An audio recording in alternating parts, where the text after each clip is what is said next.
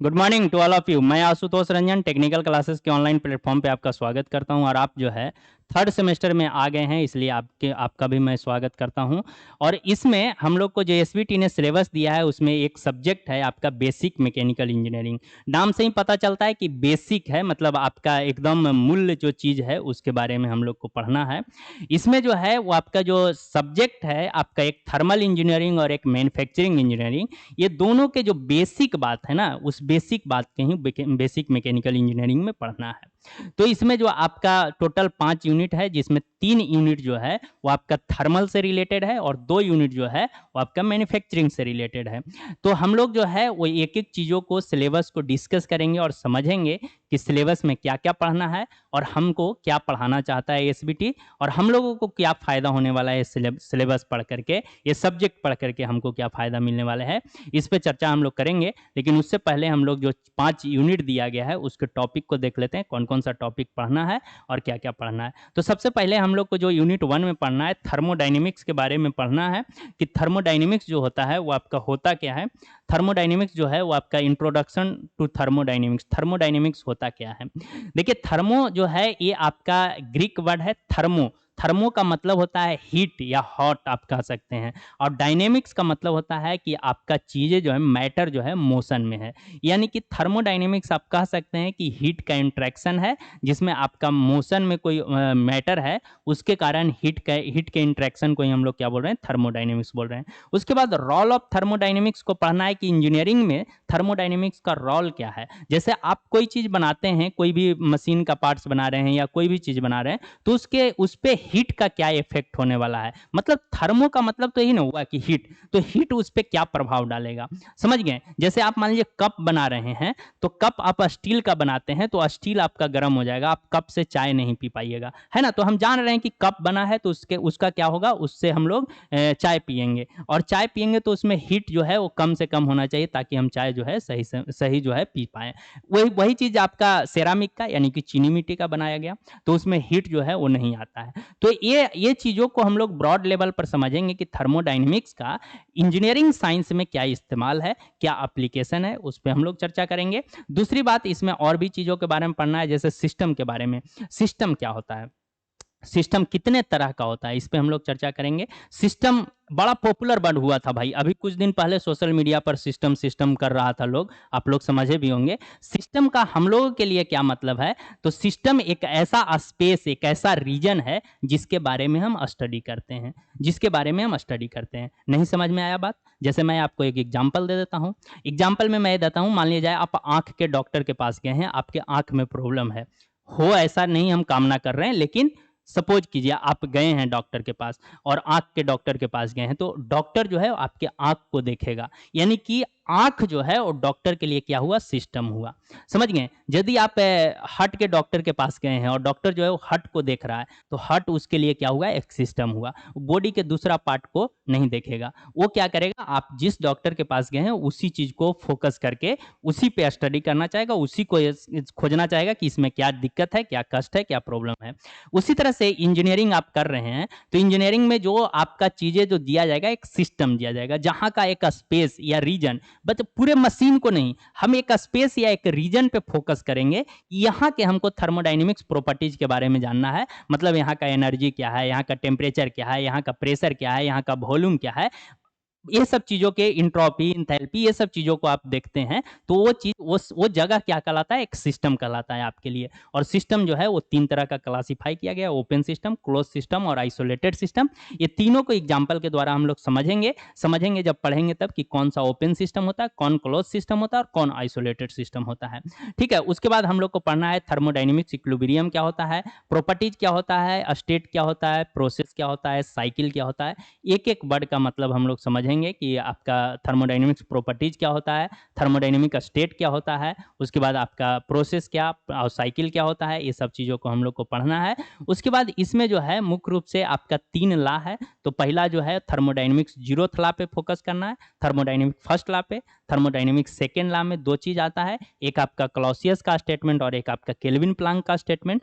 तो ये दोनों पे हम लोग चर्चा करेंगे। उसके बाद हम लोग टीएस और पीवी डायग्राम समझेंगे। टीएस का मतलब हो गया टेम्परेचर और इंट्रोपी का डायग्राम, और आपका पीवी का मतलब हो गया प्रेशर और वॉल्यूम का डायग्राम, मतलब ग्राफ बनाना। तो ये चीज़ को हम लोग जो है समझेंगे, इंट्रोपी के बारे में समझेंगे, और इसके सिंपल सिंपल आपका डिफिनेशन और कुछ प्रॉब्लम पे हम लोग फोकस करेंगे। यहाँ पे हमने सिस्टम का ही डायग्राम बना दिया है। देखिए ये जो है बोतल में, तो ये आपके पास सिस्टम हो गया। सिस्टम और सराउंडिंग, सिस्टम के बाहर जो भी चीज़ है वो आपके लिए सराउंडिंग हो गया। तो सिस्टम के बाहर, सिस्टम और सराउंडिंग को जो सेपरेट कर रहा है, अलग कर रहा है, उसी को हम लोग बाउंड्री कहेंगे। और बाउंड्री जो होता है वो आपका एक्चुअल बाउंड्री होता है और एक आपका इमेजिनरी बाउंड्री होता है।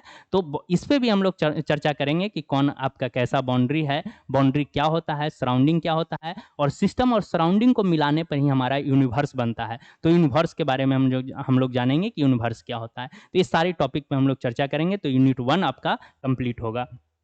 यूनिट 2 में हम लोग आएंगे। यूनिट 2 में हीट ट्रांसफर के बारे में हम लोग को पढ़ना है। हीट ट्रांसफर में हम लोग को ये जानना है कि मोड ऑफ हीट ट्रांसफर क्या है। हीट ट्रांसफर जो है वो कितने तरीका से हो सकता है। तो कंडक्शन, कन्वेक्शन और रेडिएशन, ये 3 तरीका से हीट का ट्रांसफर हो सकता है। ये तीनों तरीका को हम लोग समझेंगे। कंपोजिट बाल में और आपका प्लेन बाल में, कंपोजिट बाल और सिलेंडर में कंबाइंड कंडक्शन और कन्वेक्शन यदि हो रहा है तो हीट का ट्रांसफर कितना होगा, इस पे हम लोग चर्चा करेंगे। उसके बाद overall heat transfer coefficient, simple numerical problem इस पे करना है। थर्मल पावर प्लांट का लेआउट तैयार करना है। थर्मल पावर प्लांट काम कैसे करता है उसके लेआउट को देखना है। उसके बाद इसमें आपका फायर ट्यूब और वाटर ट्यूब बॉयलर पे, बॉयलर एक आपका डिवाइस है जो क्या करता है, जो आपका वाटर को वेपर में कन्वर्ट करता है, स्टीम में कन्वर्ट करता है।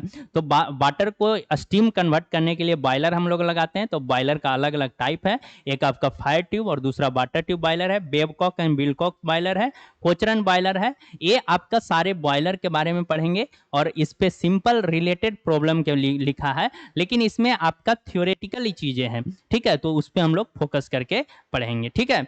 उसके बाद यहाँ पे डायग्राम भी हमने आपको बॉयलर का लगाया है कि आपका फायर ट्यूब बॉयलर क्या होता है, वो आपका वाटर ट्यूब बॉयलर क्या होता है। वाटर ट्यूब मतलब आपका वाटर जो है वो ट्यूब के अंदर है और आग जो है वो आपका बाहर रहेगा। जैसे यहाँ पे वाटर इसमें ट्यूब के अंदर है और आग बाहर जल रहा है, तो ये वाटर ट्यूब बॉयलर है। और ये आपका फायर ट्यूब बॉयलर है, मतलब पानी इसमें बाहर है और फायर जो है इससे ट्यूब के अंदर से जा रहा है ना। तो ये फायर ट्यूब बॉयलर और वाटर ट्यूब बॉयलर डिटेल में हम लोग चर्चा करेंगे कि क्या है, कैसे स्टीम बाहर निकल रहा है, ये सब चीज़।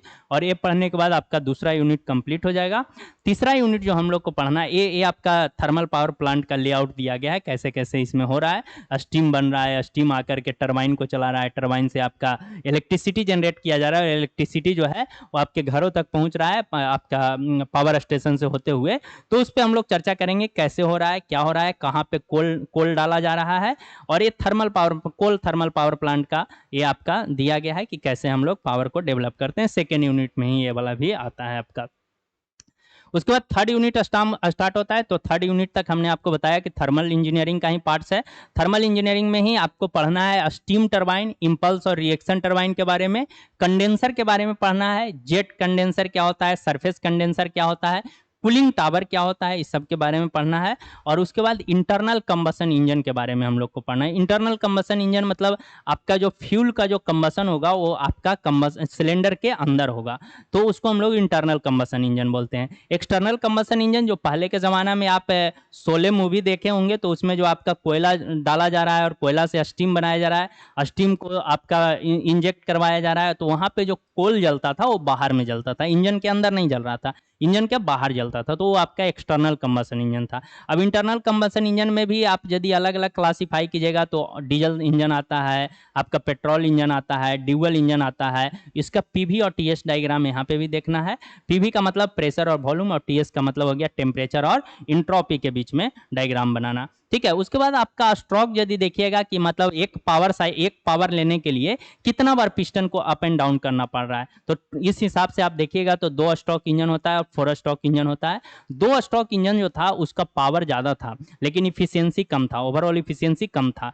4 स्ट्रोक इंजन जो आया उसका पावर जो है वो थोड़ा कम है लेकिन इफिशियंसी उसका ज़्यादा है। तो अभी जितना भी आप इंजन देखते हैं वो सब 4 स्ट्रोक इंजन आता है। तो इंजन के बारे में हम लोग बेसिकली समझेंगे। इंजन पूरा इंजन कि इंजन कैसे काम करता है, 2 स्ट्रोक 4 स्ट्रोक इंजन क्या होता है, डीजल इंजन क्या होता है, पेट्रोल इंजन क्या होता है, दोनों में अंतर क्या है, ड्यूल इंजन क्या होता है, समझ गए। एसआई और सीआई, एसआई का मतलब वही स्पार्क इग्निशन, स्पार्क इग्निशन कहने का मतलब पेट्रोल इंजन, और सीआई मतलब कंप्रेशन इग्निशन, कंप्रेशन इग्निशन कहने का मतलब आपका डीजल इंजन। तो ये सीआई और एसआई इंजन के बारे में भी हम लोग समझेंगे।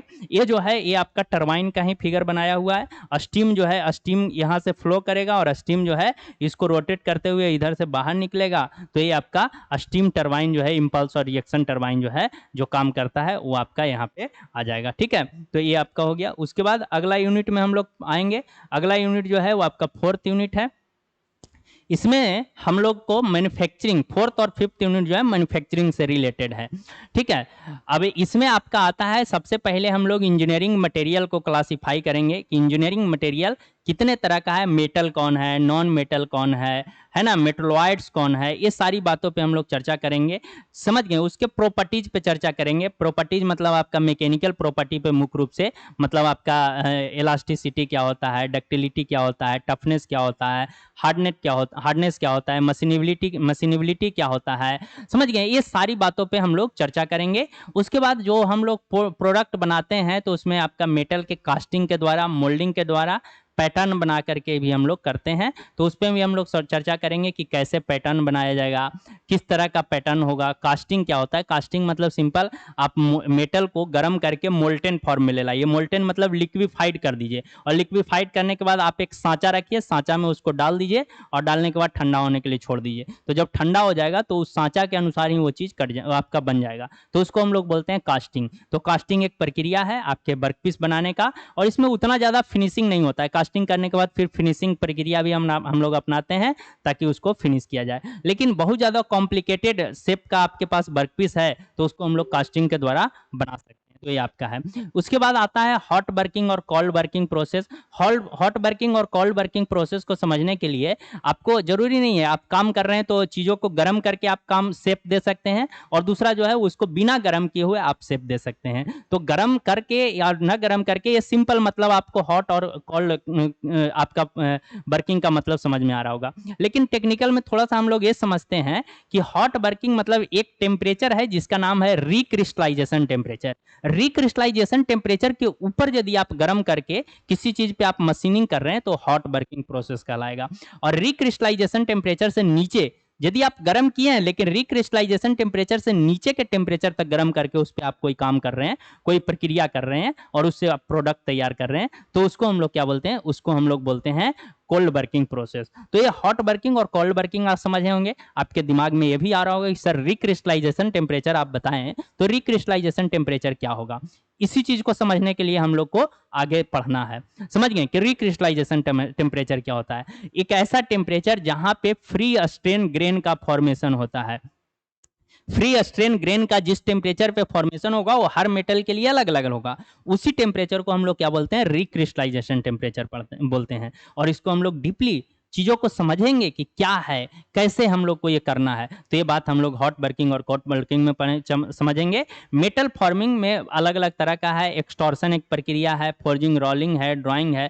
एक्सटॉर्शन सिंपल सा बात है भाई, जैसे आप सुबह सुबह उठ करके और टूथ का जो ट्यूब होता है उससे निकाल करके आप ब्रश पे निकालते हैं ना, तो वो क्या है, एक्सटॉर्शन एक प्रक्रिया। उसी तरह से मेटल को आप क्या कीजिए, मोल्टेन फॉर्म में ले आन करके एक ट्यूब के अंदर भर दीजिए और आप उसको प्रेस करके आप जैसा शेप देना चाहते हैं उससे वैसा शेप दे सकते हैं। तो ये आप दे सकते हैं ना टूथब्रश से। टूथ जो आपका कॉलगेट का जो या कोई भी होगा उसमें टूथ का जो ट्यूब होता है, ट्यूब के अंदर टूथपेस्ट भरा हुआ रहता है, आप उसको प्रेस करके आप जैसा चाहते हैं वैसा शेप दे सकते हैं। वही प्रक्रिया क्या कहलाता है, एक्सटॉर्शन कहलाता है। बहुत मजा आने वाला है, एक एक चीजों को हम लोग समझेंगे क्या होता है और बेसिक एग्जांपल के साथ समझेंगे भाई कैसे होता है, वो आपके दिमाग में बैठ जाएगा। उसके बाद वेल्डिंग के बारे में हम लोग को पढ़ना है, आर्क वेल्डिंग, सोल्डरिंग और ब्रेजिंग के बारे में पढ़ना है, गैस वेल्डिंग के बारे में पढ़ना है। तो इसके बारे में यहाँ पे फिगर भी हमने लगाया है गैस वेल्डिंग का। एक आपका गैस वेल्डिंग है, ऑक्सीजन और एसिटिलीन का ये होता है, सिलेंडर आता है, इसमें आपका प्रेशर रेगुलेटर लगा हुआ रहता है और पाइप के द्वारा टॉर्च में जाता है। ऐसा वेल्डिंग आप देखे होंगे। तो इसमें फ्लेम निकलता है, आपका नेचुरल फ्लेम होता है, कार्बोराइजिंग फ्लेम होता है, ऑक्सीडाइजिंग फ्लेम होता है। तो इस फ्लेम पे चर्चा करेंगे, फ्लेम के टेम्परेचर पे चर्चा करेंगे कि क्या कितना टेम्परेचर होता है और कैसे कलर का दिखता है, ये चीज़ों पे हम लोग चर्चा करेंगे। और ये जो वेल्डिंग आप देख रहे हैं, ये आपका आर्क वेल्डिंग का प्रोसेस है। आर्क वेल्डिंग है, ये भी गैस वेल्डिंग यहाँ पे लगा हुआ है। आर्क वेल्डिंग आपका इधर फोटो लगा हुआ है, ये आर्क वेल्डिंग, जिसमें इलेक्ट्रोड होता है और इलेक्ट्रोड से क्या करता है, वो वेल्डिंग करते जाता है ना। तो ये वेल्डिंग का आपका प्रक्रिया है, ठीक है। उसके बाद आपका लास्ट यूनिट आता है, 5वां यूनिट, लेकिन लास्ट है बट नॉट लिस्ट, मतलब कमजोर नहीं है। ऐसा नहीं कि ये 5वां यूनिट है कमजोर यूनिट है, कमजोर नहीं है भाई। तो इसमें machine tool and machining process के बारे में पढ़ना है, जैसे लेथ मशीन के बारे में पढ़ना है, टाइप्स ऑफ लेथ मशीन के बारे में पढ़ना है, ऑपरेशन के बारे में पढ़ना है।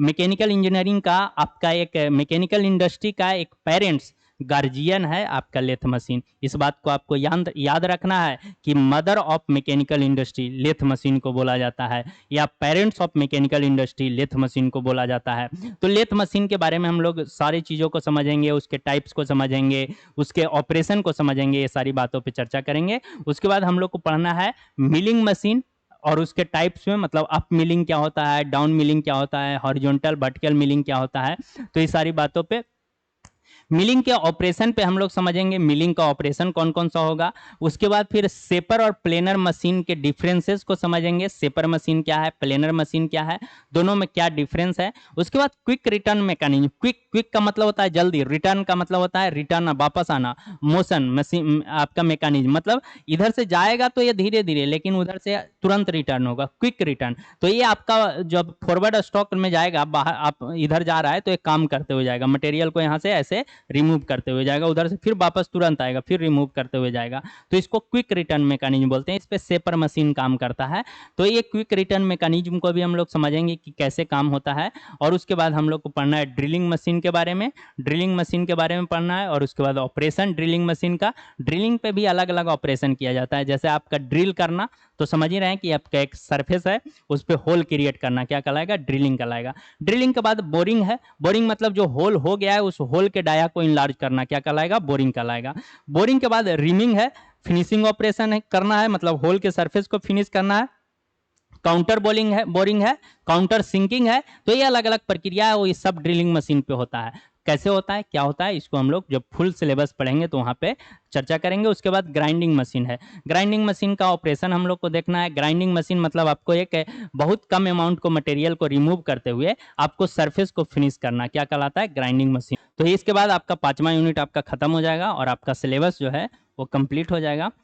तो लास्ट में हम आपसे सिर्फ एक ही बात बोलना चाहेंगे कि सूरज जैसा बनना है तो सूरज जितना जलना होगा, सूरज जैसा बनना है तो सूरज जितना जलना होगा। नदियों सा आदर पाना है तो पर्वत छोड़ निकलना होगा, नदियों सा आदर पाना है तो पर्वत छोड़ निकलना होगा। और हम आदम के बेटे हैं, और हम आदम के बेटे हैं, क्यों सोचे राह सरल होगा, क्यों सोचे राह सरल होगा, कुछ ज्यादा वक्त लगेगा पर संघर्ष जरूर सफल होगा, पर संघर्ष जरूर सफल होगा। इसी के साथ आपको मैं बेसिक मैकेनिकल इंजीनियरिंग का सिलेबस जो है वो आपका डिस्कस कर लिए, और हम लोग मिलते हैं अगले क्लास में यूनिट नंबर 1 के साथ, नए जोश, नए जज्बात, नए ऊर्जा के साथ।